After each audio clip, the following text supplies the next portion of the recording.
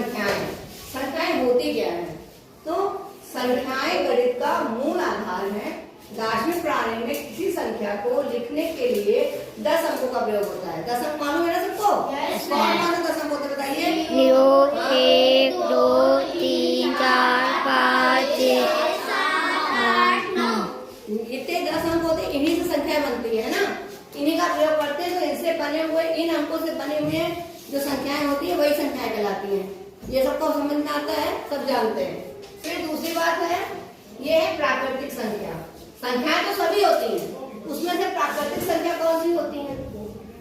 संख्याएं 1, 2, 3, 4 जो वस्तुओं को गिनने के काम आती हैं, ठीक है, उन्हें हम धन पूर्णांक या प्राकृतिक संख्याएं कहते हैं, ठीक है। लेकिन गिनती जब हम करते हैं तो हमेशा 1, 2 से शुरू करते हैं ना, 0 से नहीं शुरू करते हैं।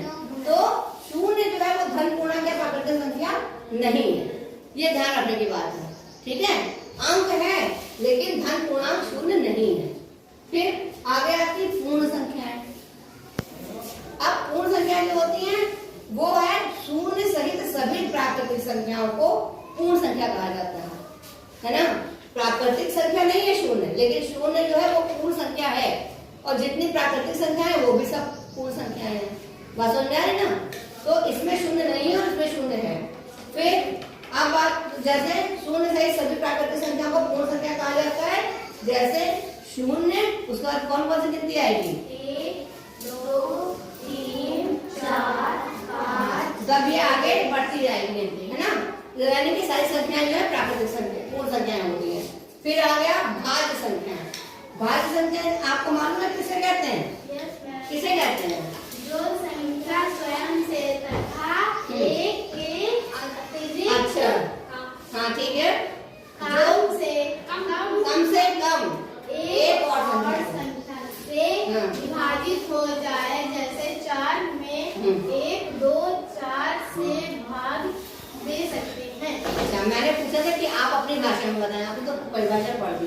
भाज्य संख्या है जो संख्या स्वयं से तथा एक के अतिरिक्त कम से कम एक और संख्या से विभाजित हो जाए। जैसे कि 4 में हम 1 से भाग कर सकते हैं, 2 से कर सकते हैं और 4 से कर सकते हैं, ठीक है। तो परिभाषा देखिए, जो संख्या स्वयं से 4 में भाग करना है तो स्वयं क्या हुआ? 4। तो 4 में हम 4 से भाग कर रहे हैं, ठीक है। उसके बाद स्वयं से हो गया, फिर तथा 1 से, ठीक।